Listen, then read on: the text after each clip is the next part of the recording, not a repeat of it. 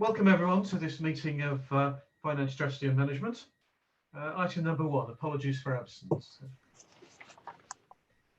We have apologies from Councillor Rob Raymond and Councillor Kelly Hinton, and I believe Councillor Michelle Thomas is substituting for Councillor Hinton. And I think we have apologies from Dave Eggleton as well, the Deputy Mayor. A declaration of interest. To receive any interests relating to the business to be transacted this evening.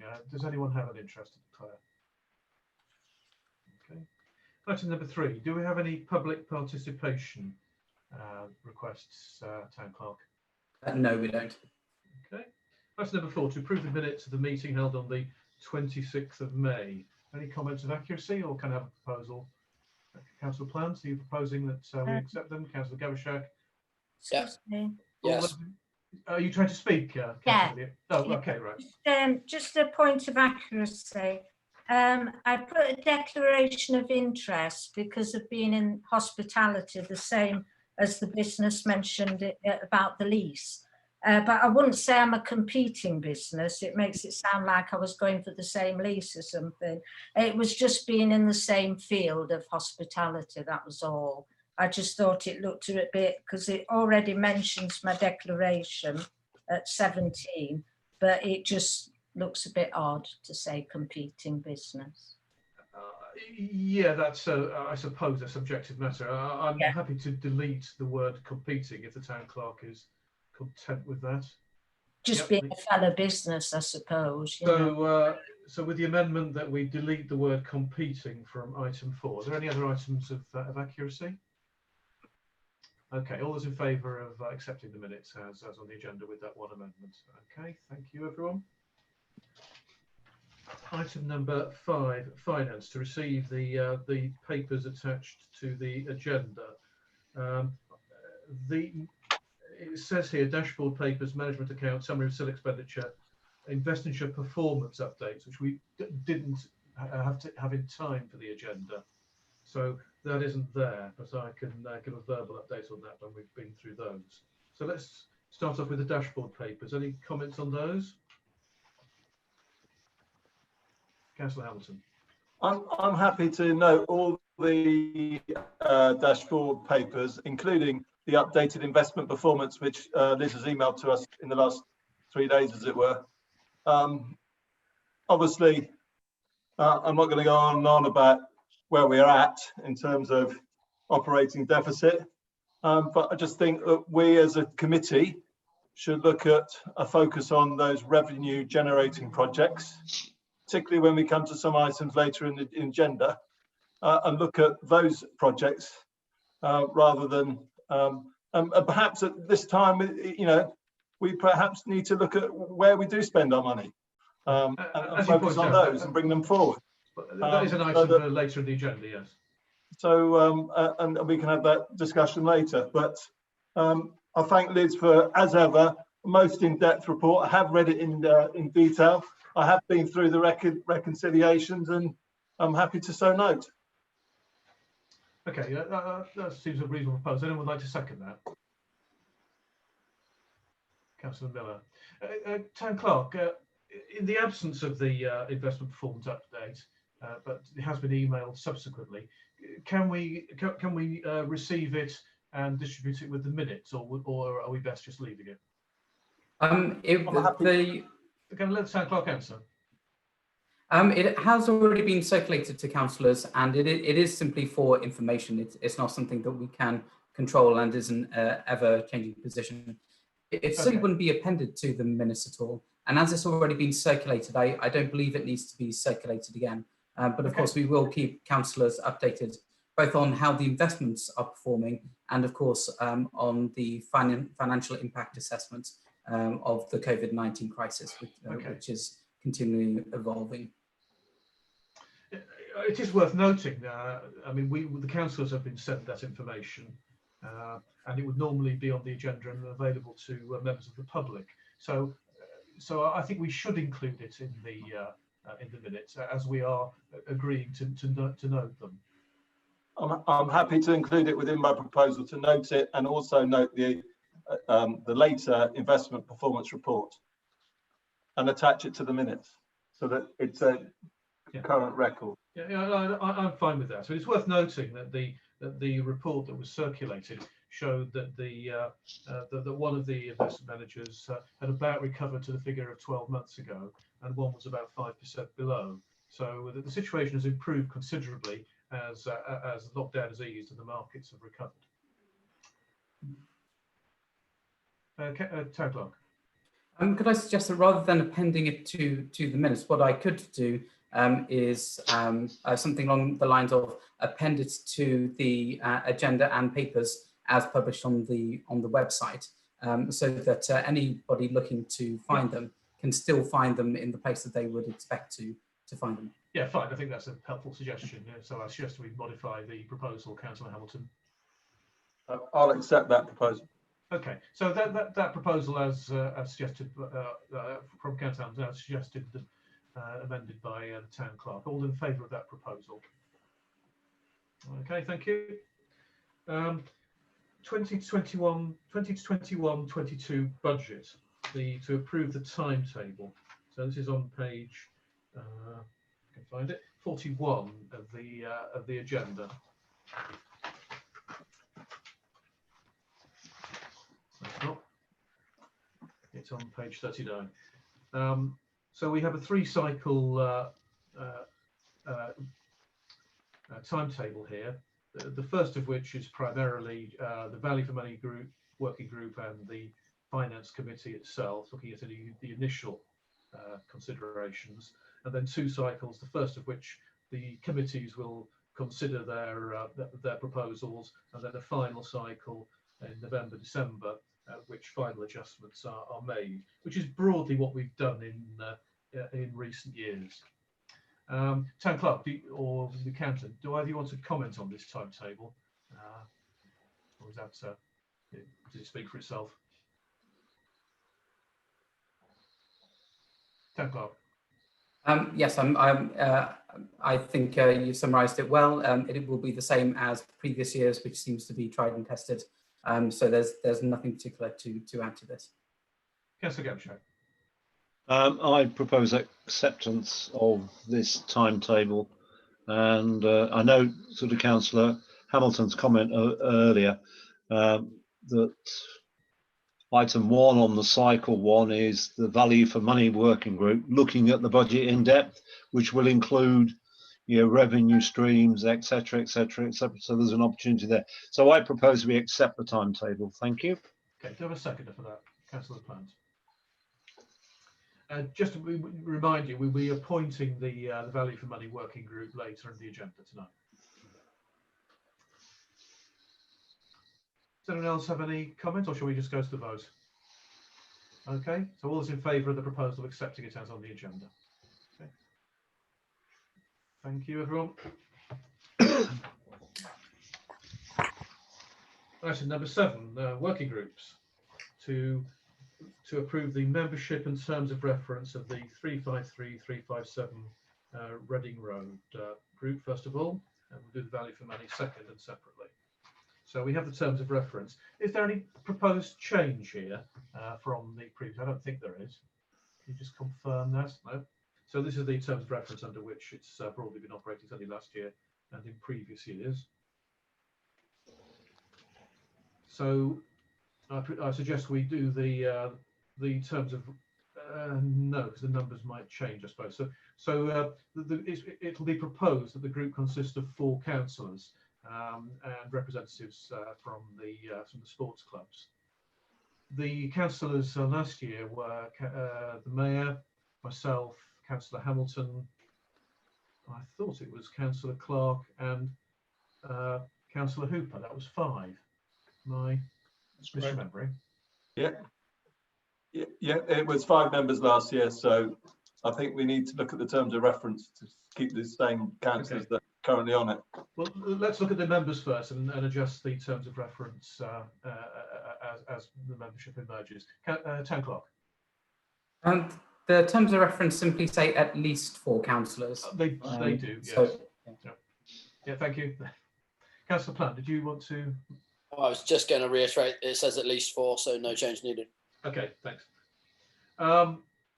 So of those who stood last year, would those 5 like to stand again? I know 2 of them are not present this evening, but Councillor Hamilton and Councillor Arlott. Would you Yeah, like I'm fine. to be on it again? Yeah, I'm fine. And I'd like to be on it again. Does anyone else would anyone else like to join that committee? No. And so I propose, therefore, that the same 5 councillors, subject to Councillor Clark and Councillor Hooper are being agreeable, that those 5 councillors are appointed to be the council representatives on that group. Anyone like to second that? Second that. Okay. All's in favour of that proposal? And so can we now approve the terms of reference, which can be approved and amended, I think, unless anyone has a proposal to change it? Okay, I therefore propose that those terms of reference are adopted. Have a seconder? Okay, Councillor Plant. All those in favour? Okay, thank you. Right. Similarly for the value for money working group. So I can't remember who was on this last year. My mind's gone blank. I was looking at this earlier. Can anyone remind me who was on this? I was. So imagine I was. Yeah, I was. Tim was. Was Stefan on it as well? I can't 10 recall o'clock. being. I would like to be on it, but I think you were. 10 o'clock. Did you? I was. Did you get to jog our memories? Thanks, I Lawrence. do recall Councillor Lambert was a member of the working group. Lorraine, yes, I think Lorraine was, yes. Yeah. Well, we want 5. So what are the names? Lorraine, Ken, me Lawrence and myself. apparently, Lawrence, and Ian. Ian. Reisman. Clark, do you mean not? Yeah, okay. Ian Reisman. So that's 5 names then. Councillor Arlott, Councillor Plant, Councillor Hillier, myself, and Councillor Gavishak. Does anyone else wish to stand? Okay, I'm going to propose therefore that those 5 are submitted again. Anyone like to second that? I'll second that. Okay. All those in favour? Okay. And the terms of reference. Anyone have any suggested amendments to that? Okay, I'll propose that we run with the terms of reference then for the coming year. Have a seconder for that? Okay, all those in favour? Okay, thank you. Columbarium. This report was from the accountant. Would you like to talk us through this, Liz?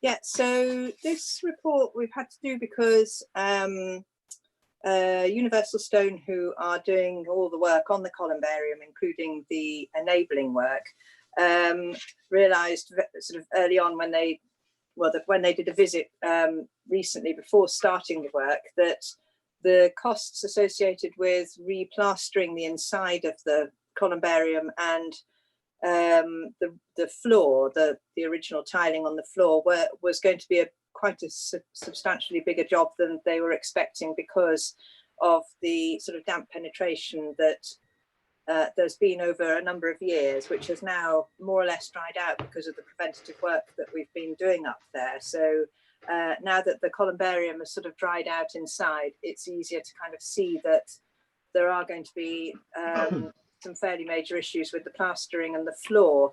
So the extra costs are going to be in the region of, remind myself, I think it was about about £19,000 more than we were expecting. And Universal Stone have also asked whether there could be some sort of contingency amount, so that if there are little things as we're going along that need tweaking, or there might be a little bit of extra cost and not a compensating saving, that there's some authority to approve those extra expenses so that it doesn't have to wait until the 6-week cycle of the committee to carry on with it, and that it would be helpful really if the town clerk could have authority to up to a certain level to spend if that type of thing happened. So in total we were asking councillors to approve additional expenditure of £19,000 for the time being, to put that as income and expenditure expense, because this committee has power to do that, and the project's due to start on the 20th of July. So it would be nice if it could be approved now so that they can carry on with it and not have to wait to full council. But then full council transfer it to CapEx, which is really where it sort of rightfully belongs ultimately as part of this whole CapEx project. So 19,000 plus 6,000, so that would be a total of 25 extra costs associated with this project that we unfortunately weren't expecting. So that is the recommendation. Has Ralph from West Waddy seen this proposal? He's aware of it, yeah. Well, in fact, the work was transferred over to a chap called Steve Simpkin at West Waddy. Ralph has been furloughed for a little while, so Steve has sort of taken this one on. He's every bit as qualified as Ralph, and has been liaising with Ralph, but Ralph is furloughed, and I think Steve was going to be sort of the main contact at West Waddy now. Yes, Steve is aware of this, and it would be his recommendation to go ahead with it. He understands the extra work that is required. Okay, thank you, Liz. Councillor Miller and then Councillor Plant. Yeah, apologies, I'm not that, I don't know that much about plastering, but I think originally had an allowance of 2,000 for plastering, and that's shot up to, what is it now? As you say, about 19,000. That seems to be a really huge jump, and I'm quite surprised that we didn't know anything about this a bit sooner. Or is this something that we've got to pay? Is there? Are we able to get someone else to go in and look at that and just, you know, confirm, because that does seem a huge jump in what we've got to pay. I don't know what you know. Is it something that we're just going to pay, or are we going to get somebody else to look at that? I don't know. Sheridan, do you want to sort of say anything on this? I mean, a report was done on why it was going to cost that much extra, and it sort of, as the plastering was drying out, it was cracking, and you know, originally it had been thought it could just be really sort of rubbed down and painted over, and it's now kind of clear that you know, that there is more damage than that. And we didn't budget for this, did we? We budgeted for the couple of thousand that West Waddy had sort of identified would definitely need doing.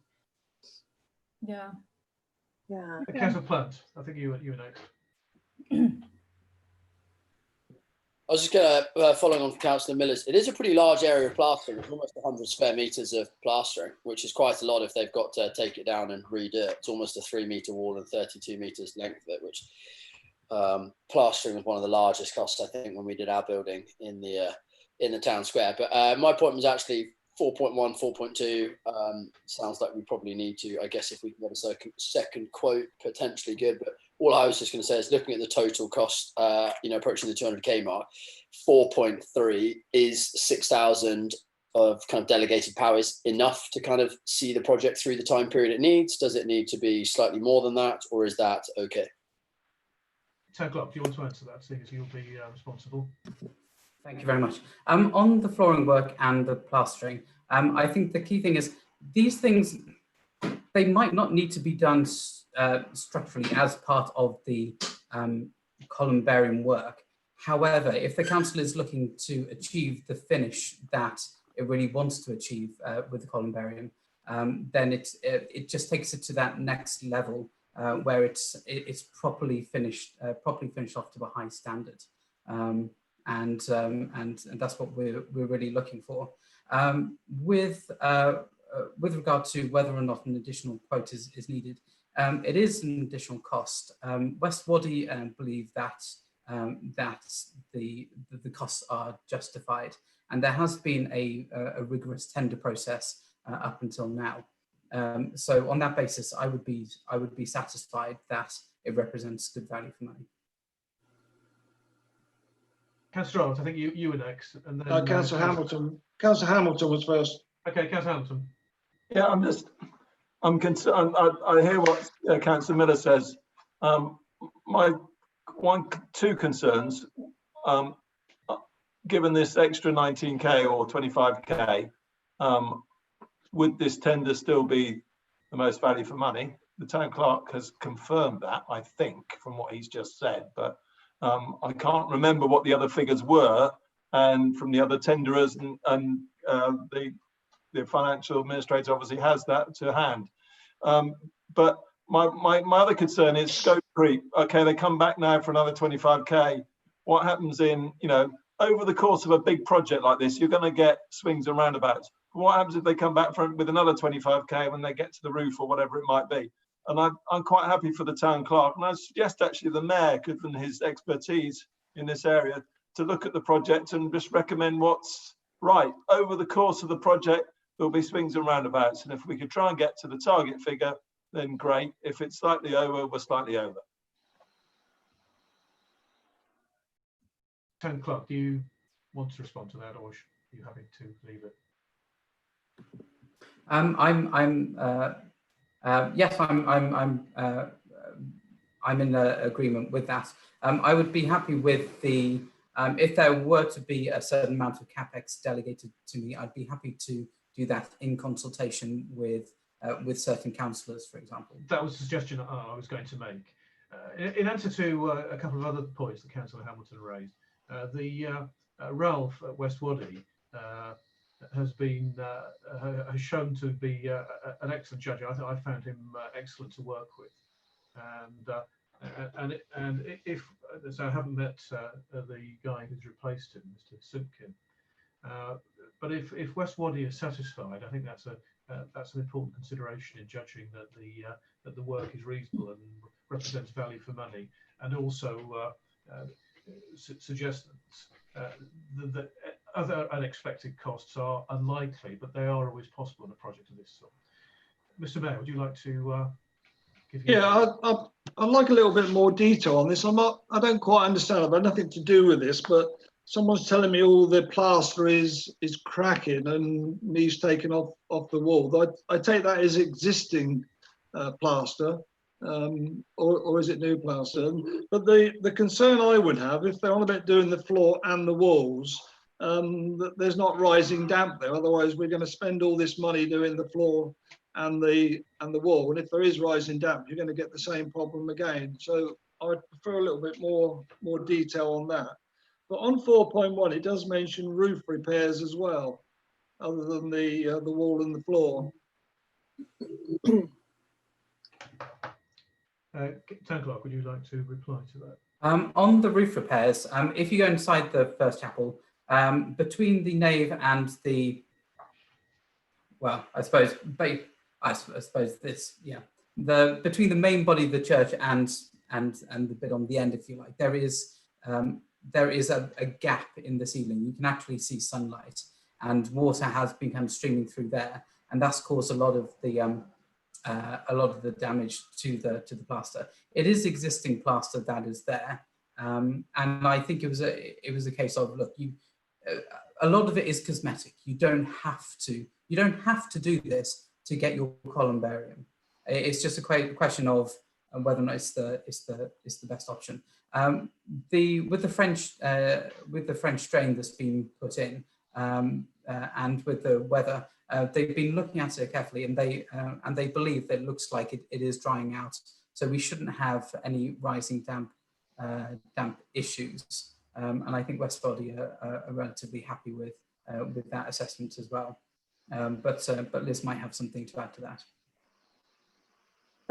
Well, just to say that we have sent all the drain surveys and so on that we've had to Universal Stone. They've got all the information. They are aware that we've had a little ditch thing done round the back of the columbarium to stop water coming down off the hill into the back of the columbarium, well, the chapel that's going to be the columbarium. We've had surveys done of all the drains so that the rainwater goods that are going to be replaced imminently, that water all runs through and that there aren't any gaps in the rainwater in the guttering and whatnot, so that there's water coming down the outside of the building. All those sort of things have now been sorted out. So we have, we believe, prevented damp getting inside, and it is just purely drying out now. And it's actually been a very good spring from a drying out point of view, which is why we're now beginning to see sort of the cracks that are emerging because it has dried out successfully. And that's mainly because of all the preventative. We had a lot of preventative work done on both of the chapels. Councillor Gilshay.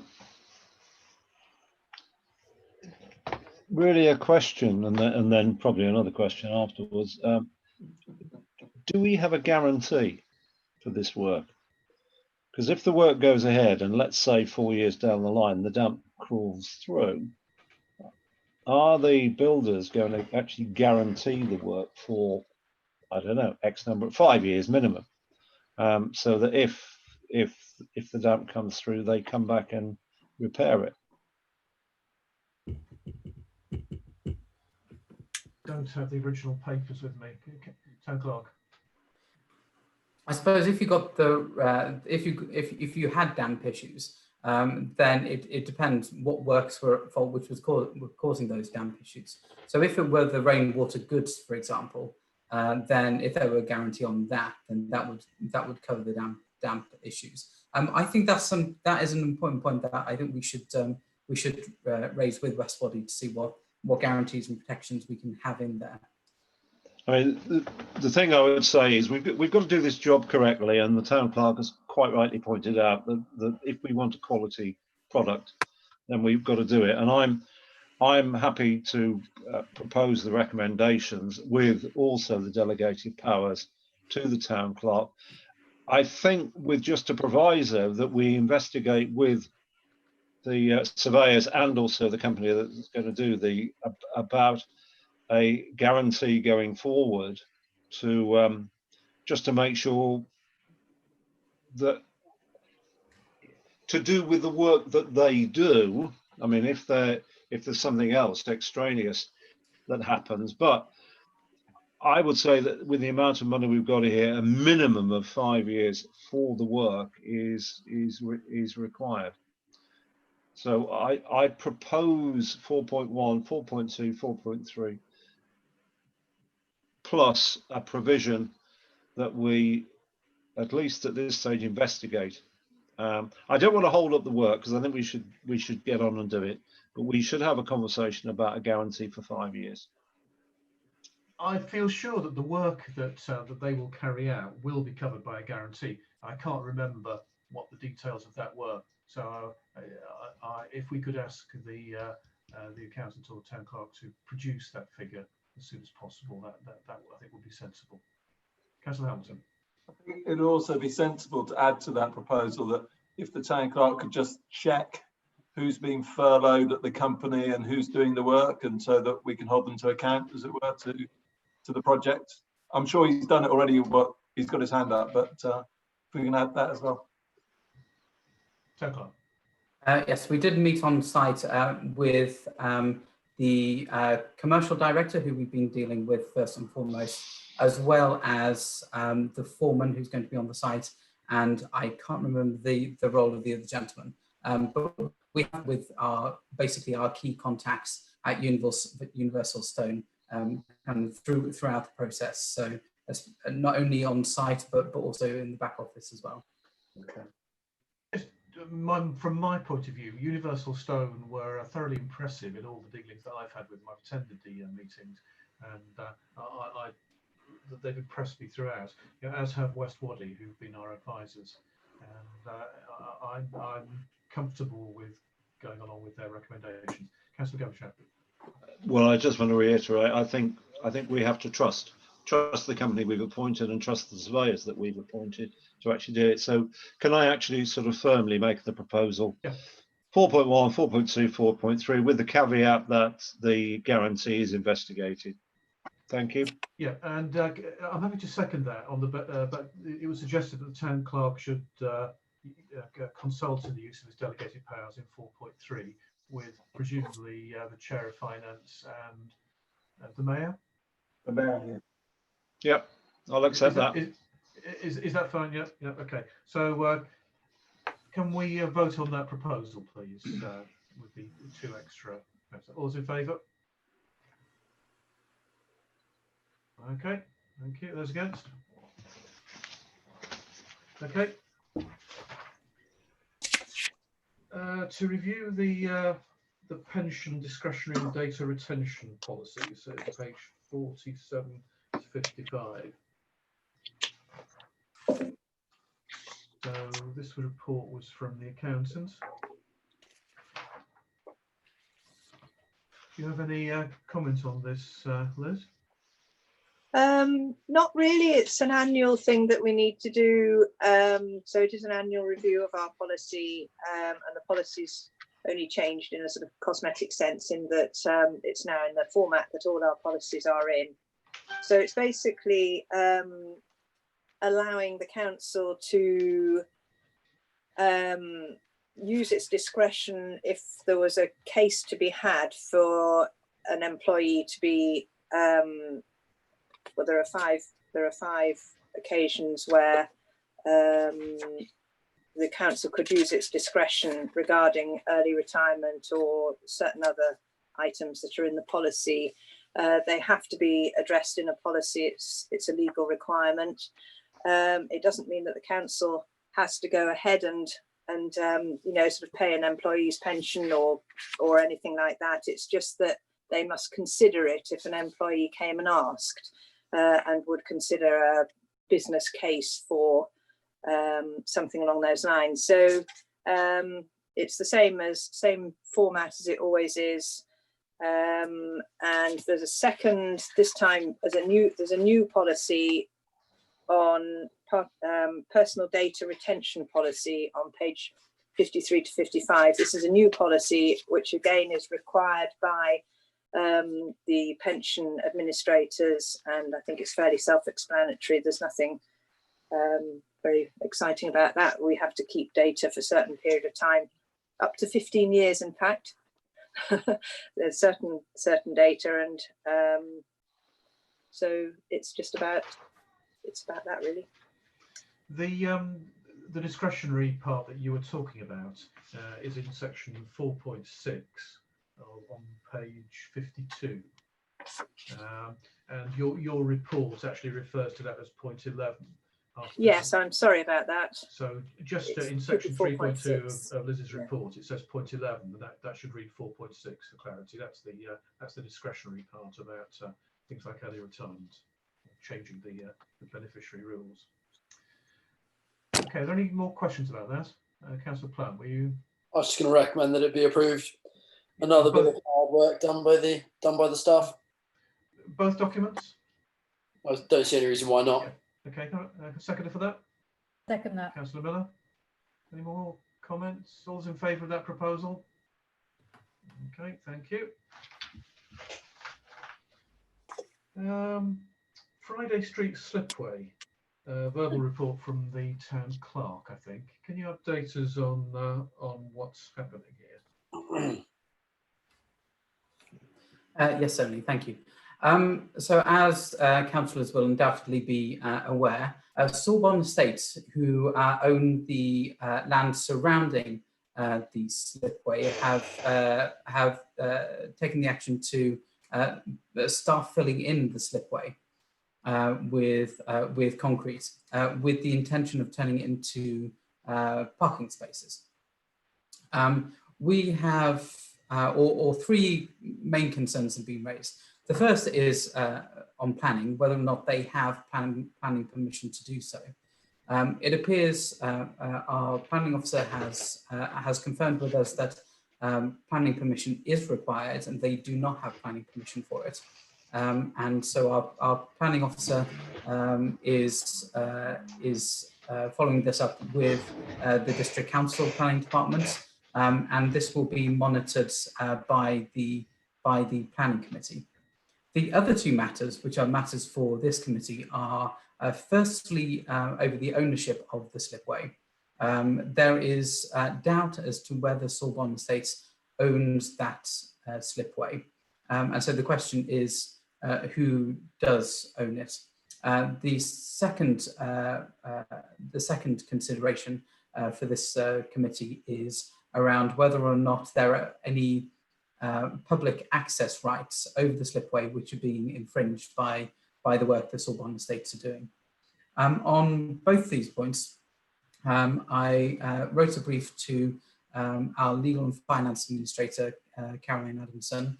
She's recently back from furlough, and we've asked her to do some in-depth research into both of these items, looking back at council documents, Environment Agency documents, anything land registry, basically doing some really thorough research into both these items so that we can try and determine for sure both the ownership issues and public access rights. We hope to have something back by the middle of August, so we can bring something back to the committee as soon as possible, by the next meeting at least. And we have also been in contact with Sorbonne Estates directly to let them know about our concerns. They have said that they will not carry out any more work until the item is resolved, and we will see whether they are they follow that at all. And so that is briefly where we are. Sorry, Councillor Arnold, were you trying to speak there, or? No, I'm going to wait for somebody else to speak first. Where are we with engagement with SODC on enforcement or possible breach of planning? Councillor, Town Clerk. I believe Jodie Rhymes, the planning officer, has already been in contact with them and will be chasing them up about that. And I believe an update will be provided at the next planning committee meeting. That's next week, isn't it? Yes, indeed. Okay, I understand that at the point just before the work was done, the Town Council did register its strong protest against the carrying out of the work, having become aware of it, and Sorbonne claimed that was received after the work was done. So just to complete the picture. Councillor Hamilton, I think you were. Can I propose we move this to part 2 so that councillors have the opportunity to discuss it in open? On what basis do you think it should be confidential? Given what we're discussing in terms of any breach that has happened. Town Clerk, would you like to respond to that? I'm not sure. I'm not sure that it would be. I'm not sure on what grounds it would be in the public interest to move it to confidential. Councillor Plant. Is it, sorry, I may be wrong, but is it not just a case of leave it the investigation into ownerships and right of access and then proceed from there? I don't think there's much else that we can do at this point. I think you're about right there. Yes. The update and wait till we get some further research and investigation. We need to get to the facts. Yes, Councillor Gavashak. Well, I would welcome a discussion in confidential as well, because I think there are. I mean, I will put my thoughts into the public domain in this session, but I think there are there are things we could discuss in confidential that really shouldn't be in the public domain. This is an asset of the town. Anyway, I'll say what I've got to say. The fact that Sorbonne Estate actually notified us on a Friday and on a Tuesday actually did the work is absolutely shocking. This is in my mind, and I will caveat all of these comments with these are my views, that this slipway is a public right historically. The land is not registered. The county council have said that that is the case, and for Sorbonne to go ahead and actually wantonly destroy this history of Henley is absolutely utterly shocking, without any thought at all. And the other thing I can say is that, you know, with the new sport of paddleboarding, this is a perfect place. It's a perfect amenity for the people of Henley to chuck their boards down this slipway onto the Thames. The other thing we should be investigating is the pontoon that goes across it as well, because clearly that is actually stopping access to the Thames as well. But from the pictures I've seen in the history books, and I have got about 10 pictures at the moment, and also the research done by, well, I won't quote who, but by people living in the town who are far older and wiser than I am. This is a public asset and has been for many, many, many years.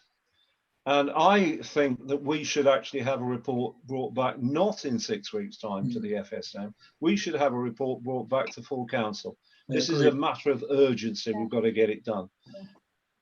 The problem is that the longer this goes on, the more it's going to just be encased in concrete, if you like.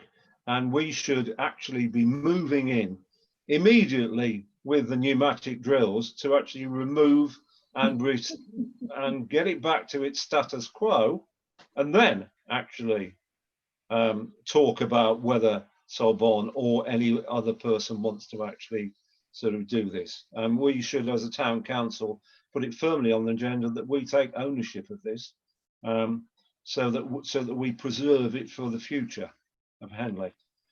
Right, end of rant. Thank you. I have great sympathy with the motivation behind what you say, Councillor Gavishak. You're right. You're right in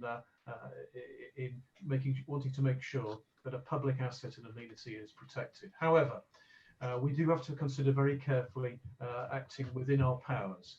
We are not the enforcing authority. The district council is. We're not the Environment Agency. They have to. They look after that aspect of the river, and we don't know whether or not we own that land, and therefore any action that we take, I think, runs the risk of, or any proposal or discussion that we make on that would be, which would rely on ownership, would be ultra vires, and maybe the town clerk could confirm that. I do have great sympathy with this issue. I would say on the matter of the report coming back, yes, it should be dealt with as a priority. I suppose my concern would be the purpose of bringing a report back to the full council is in order for the full council to make a considered judgment on any action it wishes to take. I do not believe in the time that it would, the full council agenda would be going out 2 weeks today. And I do not believe in that time we would have had time to put together a sufficiently detailed and accurate and comprehensive report enough to for the full council to be able to take any decision on it. I think the immediate threat to the slipway is from the planning side, which is being dealt with as a matter of urgency, and is something that obviously both ourselves, district councillors, our own planning officer and planning enforcement can be looking into as a matter of urgency. If it is a breach of planning, and then should they wish to apply for planning permission to undertake the work or whatever, then of course that would be a lengthy process going forward. So there is immediate action being taken, and it certainly will be a priority. And to that end, it is basically the #1 priority for Caroline to be working on, and she has started working on it from today. And we will get something back as soon as we can. Although I accept your point that for the full council to be able to make a decision in 3 weeks' time, it needs to be fully informed. However, that we could still receive an interim report on what information had been gathered and an indication of what remained to be gathered and what time frame that will be produced in. Is that a reasonable request? Yes, certainly. I can certainly provide an update on where the investigations have gone as well. Okay. On the matter of the exclusion of on whether or not it should be dealt with in confidential. Of course, if there is any information coming forward that may be of use to Sorbonne Estates in putting forward their case, then it could be argued that that any discussion around that would not be in the public interest, for example, and we could certainly move to confidential with that. Yeah, that seems sensible. Councillor Arles. Yeah, we've mentioned the environmental agency. Have we been in touch with the environmental agency, and have they agreed to do anything? Dan Clark, can you update us on that? We haven't. I haven't been in touch with the Environment Agency about this. I have been in touch with them recently about the New Street slipway, because I had various questions about the public rights of access over the slipway there, and I have to say that they didn't seem overly interested in the slipways at that point. We do need to have conversations about them. We obviously would like to get a copy of the accommodations license for the jetties which go in front of the slipway to see exactly what that says. I know that at the moment the EA is quite snowed under. We've had quite a lot of difficulty getting hold of people. We ourselves are waiting on copies of our own accommodations licenses for our own moorings, and we've been waiting, I think, about 5 weeks for those so far. So the EA are not overly quick at the moment. Can I just come back on that? Sure. The reason I asked the question, they were very quick to, dare I say, attack the town council on certain land that we had, which I think they were totally out of order on what they did there. And they were pretty quick on that. So one would suggest this should even be treated more urgently because of what's gone on. Work has been carried out without planning permission, and I think that they should be really concerned about that, the environmental agency. And I think which I keep going on, I'm fed up with the COVID-19. Every time something gets left behind, we use that as an excuse. And in my view, is they should have plenty of people there working for the environmental agency that should be capable of just coming and looking at this fairly quickly and giving a quick view. Yeah, I think I broadly agree with that. So, Deputy Town Clerk, have you got something to add? Yeah, Jodie has been in touch with the Environment Agency as well, and they've confirmed that their permission would have been required. Right. Okay, that's interesting. Councillor Hamilton. Thank you. We raised this with Nikki, and I'm pleased that the town clerk has put the necessary resource onto it. I also see this as a matter of urgency.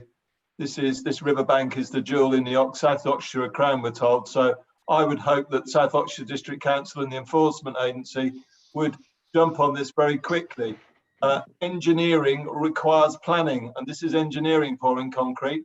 It's been happening over the course of gradually with sandbags and then concrete bags and then a layer of concrete over a period of time. I note the time that Jody sent the email to Sorbonne Estate. I note that the town clerk the following day then called up and after the concrete had been poured. I do think we should have an urgent report. If it needs a special full council, then have a special full council. I do think that information should come back in confidential in the first instance. Once we've discussed it, by all means, then put it in the public domain. Agree. Councillor Gaveshow. Yeah, just one final comment. The other thing I would say in this public domain, and with the hope that it's going to be reported by the Herald and also the Henley Standard, that I would appeal to Sorbonne Estate to actually look at this and actually see this as a public asset. This is a public asset for entering the river, and them actually just concreting over this historic artifact from about 1860, I believe it was refurbished, is actually wrong. And it shouldn't happen. To actually provide parking spaces. So I would appeal to Sorbonne Estate to do the right thing and for them to actually move in and at their own expense and their own diggers just return it to what it was. I'd like to make a proposal at this point. I think it's important that we express our views. It seems clear that this committee and the wider opinions that I've heard are very unhappy at this course of events. So I'd like to propose the following: that the town council express its dismay at the work that's been carried out and the loss of the public amenity. We express our concerns at the apparent breach of Environment Agency and District Council planning regulations in failing to get permission to carry out the work. We welcome the urgency that the town clerk has indicated in assigning resource to investigate the facts, and that work should be expedited and an interim report made to full council in 3 weeks' time. I'll second that. Okay, is everyone happy with that proposal? Yeah. I'll second that. Yeah, I got that, Councillor Hamilton. Okay, all those in favour of that proposal? Okay, thank you. Exclusion of press and public. I now propose that the public and press be excluded from the remainder of the meeting in accordance with the Public Bodies Admissions to Meetings Act 1960, as publicity would be prejudicial to the public interest by reason of the confidential nature of the business. Okay, so I so move. I have a seconder for that. Councillor Plant, all those in favour? Okay.